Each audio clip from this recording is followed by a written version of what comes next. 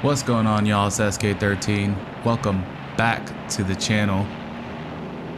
Today, oh wait, let's do a pull real quick. I couldn't help myself. But today we're going to be installing the Puig, is it Puig?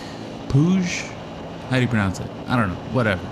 We're going to install the Puig Windscreen on the RS660, and we'll do a little mini review afterwards too.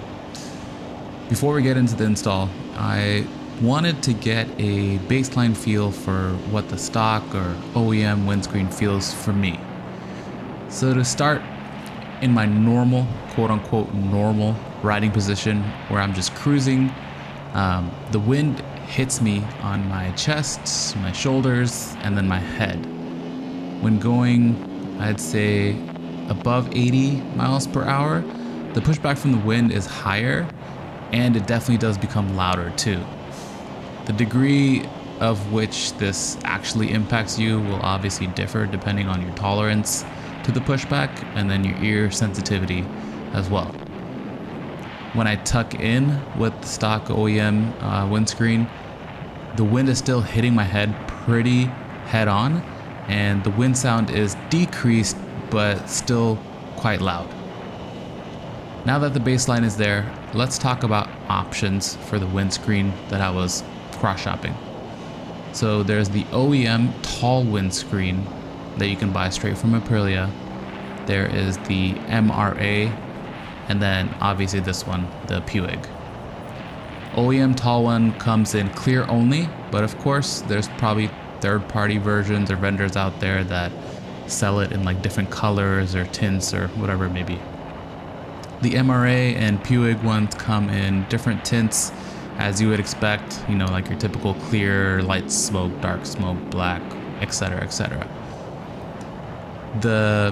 I'd say the biggest difference between all three, besides the design, is the height that it extends. For reference, let's take the OEM windscreen as our baseline. The OEM tall version is about 1.5 inches taller than the stock one. If you got the limited edition version, like the Stars and Stripes version of the RS660, the tall one is actually the one that comes standard with that one. The MRA is it's also 1.5 inches taller than stock. And then we have the Puig, which sits at the tallest at 2.75 inches taller than the stock OEM screen. So why did I choose the Puig? It's the tallest and I wanted the wind protection. However, if Puig was like ugly looking, I probably would have opted for the MRA one instead, just because looks matter. Looks are definitely subjective, but some people think Puig looks like a parrot. I think it looks pretty dope. It definitely has more of a pop visually. I think the MRA is more low-key for sure. I got the light smoke version because I wanted to change the look, but I still wanted to see out of it for safety reasons, obviously. The Puig one does have a clear dark smoke and black version like I mentioned before. The dark smoke and black is too dark for me personally. I think the black looks really good, but you obviously just you can't see a goddamn thing out of that thing. So to each their own, right? All right, let's get to the install. All right, first let's just do a quick walk around of the OEM windscreen.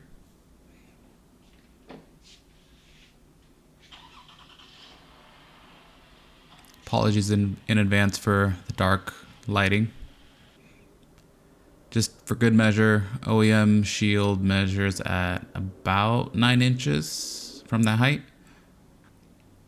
All right, let's start. We have 2 screws or 2 bolts. They're hex, 2 on each side, as you can see right there. The size is it's a hex 2.5 bit. So that's what I'm using here. Let's go ahead and remove those.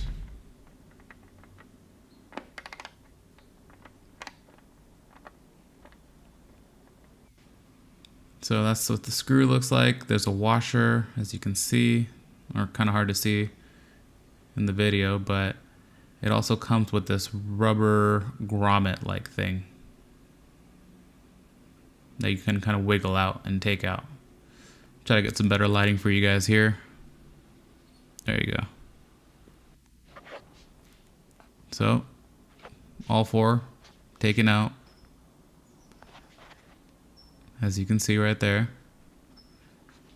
And then it should just slide right out. Pretty straight.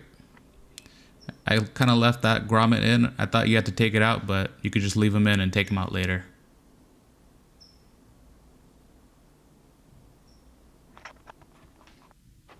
This is the Puig windscreen, the packaging and everything. You get a couple stickers if you want to keep them, but overall pretty simple packaging. Here's what it looks like out of the wraps. No hardware, as you can see, just empty holes. Doesn't come with the grommets, so I've got to reuse it. So first I basically took the old grommets out, put it in the new one like that, and then just put the screws back in and it's all good. 4 screws back into each grommet. Peel off these little stickers. Pretty good feeling, not gonna lie. A little difficulty here. But yeah, this is what it looks like. Pretty sharp. I really like it. Looks kind of dark in the video, but it's just the lighting, I'd say. And here's what it looks from the cockpit.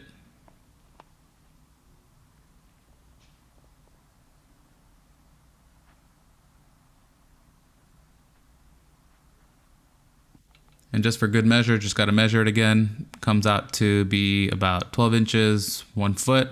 OEM one was 9 inches, so sounds about right. All right, guys, we obviously had to test it out, right? So see how much of a difference it actually makes, and where best to test the windscreen than on the freeway. Am I right? That's where you're gonna get the most wind.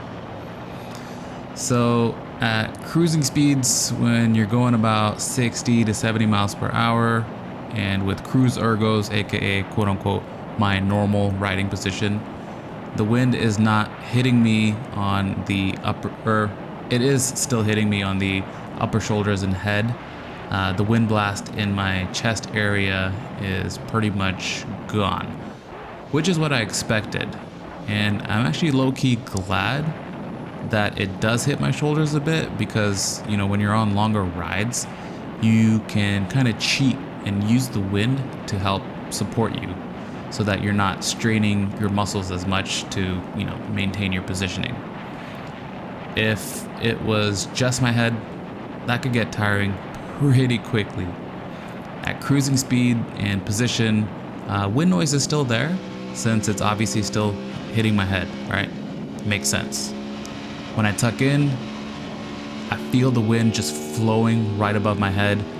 The wind noise is significantly reduced, and when I hit the throttle, I can finally feel that shift in wind resistance, meaning I can feel and see the speed, like on the tachometer, increasing faster with the same amount of throttle as I would use before, because I'm now more aerodynamic.